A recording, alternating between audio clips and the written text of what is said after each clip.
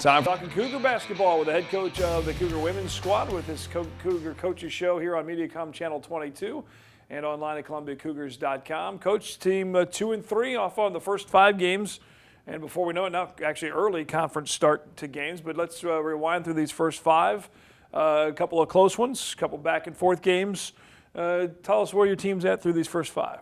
We're 2-3. You know, everyone always says, "Oh, we've played this schedule and we've done this or this energy." Well, you are what you are. Haven't played as well as we would have liked to. In all truthfulness, went down. We had a really good win to start the year down at St. Gregory's in Oklahoma.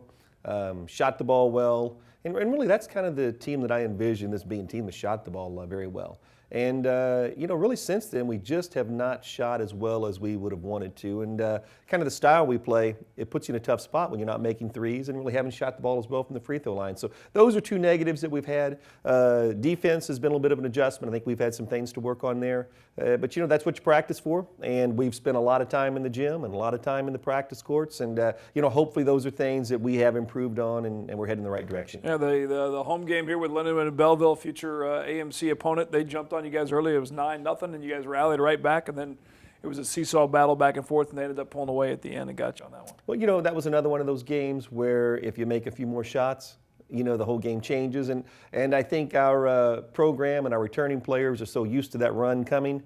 It was almost like, well, let's just stay right here. We'll get that run. It'll come in a few minutes. And, you know, when it doesn't come, then you're in a tough spot at the very end. And I gave up a basket or 2 to some kids that you'd hope they wouldn't make that shot. And then, you know, you're playing catch up. Right. At that point, it goes your way. And then a tough loss at Ottawa. Came down to a last-second foul, and a girl hits a free throw for them, and you guys can't quite get a shot at the very end. You know, exact same scenario. We allowed some penetration into the lane. That's how the foul happened. That's been an issue with us all year long, the penetration. And again, didn't shoot the ball well. So, you know, had opportunities to take that game on. And then the next day we go out, and I forget what we scored, 110, 112, whatever, and shot the ball very well. But it has just been a very inconsistent shooting start to the season. And it's something that, you know, I think the young ladies have been in this program in the past. That's been a plus and kind of a staple that we've had. And hopefully we get back to it. 116 was the number I saw over the St. Mary's win. And that's a couple of teams that you've played already with University of Cumberland's, and then your most recent team that you played, and then St. Mary's, the team that you beat there. They'll be coming to Columbia, coming up here for the tournament. We'll talk more about the Coaches versus Cancer event in a little bit. You mentioned the shooting woes, or the percentage-wise not what you would like. How do you work on that specifically in practice other than just shooting?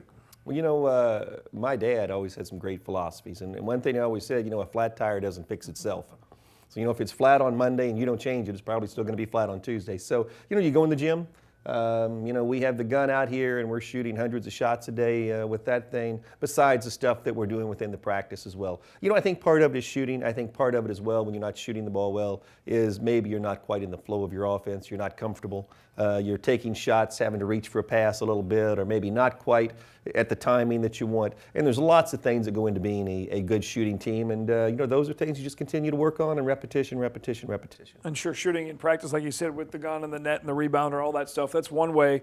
But as you mentioned, you get into a game situation and you're down 4 with a minute left, or this or that, or different scenarios, that completely changes things once you start really putting in the game play mental aspect. Well, you know, the other thing you try and do is within that practice is get some conditioning done. Maybe they don't know it's conditioning, but conditioning, and then right into a shooting drill or where you're doing shooting. But it makes it more game-like, you know, than just sitting out there and shooting that way. But it's stuff you work on. It's stuff you don't quit on. You just go back to work. And again, flat tire doesn't fix itself. You have to do it yourself. The win over St. Mary's, Kayla Washington, face mask and all, pulled off her first career double-double, had a big rebounding game for her. She's really exerting herself, and it seems to be a little spark for you guys.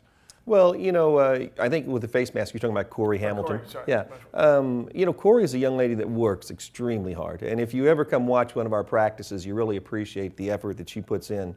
Undersized for the position that she plays, but really works hard, and someone who's developed her game from a year ago to where she is now. And I think we're all excited about where she has a chance to be, being only a sophomore. You talked about shooting, somebody that has led you guys in scoring and has been a spark for this team now. Heather English continues to do what she does. What is her mindset both on and off the court with your team as a leader? Well, I mean, we we almost take 20 points a game for granted from her. I think she's set her career high maybe twice already this year with 32 and a 29 or something like that. But I think she's averaging right at 20 a ball game for us. Went down to Cumberland's and had a tough game. They really guarded her hard down there. But that's what's to be expected when you're scoring a lot of points and returning All-American and those type things. You know, I think she accepts those challenges. I think she was disappointed in how she played there. And, you know, we have a game this evening. We expect her to play well in that one. And as you mentioned, two of the teams that you've already played will be facing that team. St. Mary's from Leavenworth and the Cumberland's team will be coming here to Southwell Complex coming up the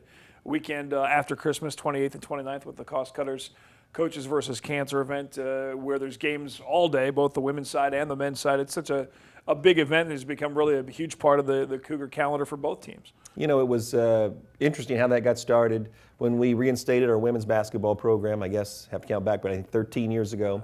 I talked to Coach Bertrand and said we wanted to have a holiday tournament, so we had a women's-only tournament for, I believe, 2 seasons. And about that time, we got together and decided to put men and women together, turned it into a fundraiser with the Cougars vs. Cancer. And it's really become a great holiday tradition here. And originally, you know, our men's and women's team did not play on the same days within the conference, so it was kind of a time for our fans to watch both teams together. Of course, that's changed now, but, you know, and everything's still changing. With our change in our schedule next year by adding teams, I think during that time we're even going to be having conference games. So we're still in the process of maybe readjusting dates for that tournament next year to keep it going, but at a different time of year. Yeah, and Font Avila and Culver Stockton will be the men's team opponents, and again, a couple teams that you've already faced. One to beat, one that you'll be looking for revenge on the Cumberlands here on your home court. Obviously, always more fun to play in front of your home fans, especially on the big holiday weekend, as you mentioned also as well. The importance of that Coaches versus Cancer, of course, all started right here in Columbia by the great Coach Norm Stewart. Well, what a great legacy to have. The things that he went through and battled on his own personal standpoint, health-wise, but then to make it something that benefits lots and lots of people down the road. And I think, you know, as coaches, we don't do that much with stuff, but I think anytime you can help with something along cancer. And I was on with George Young yesterday on the radio and we were talking, and, you know, there's no one that can go through life and they're not touched by cancer. So I think anything any of us do, it's a great plus, and if nothing else besides the money that's raised, the awareness that is raised. Most definitely. If you've never been involved or been out to Southwell, not just the games, but all kinds of auctions and raffles and other great ways for you to give and help out the event that's coming up in December 28th and 29th, and more on that here. We'll talk about the upcoming schedule. As you mentioned, as we're taping this, you're getting ready to play William Woods. We'll preview that a little bit. And early conference games, hard to believe we're already got some conference games on the schedule, but we'll talk a little bit about the AMC and how the Cougars can turn around the 2-3 start. Back with the Coach Mike Davis after this on ColumbiaCougars.com and Mediacom Channel 22.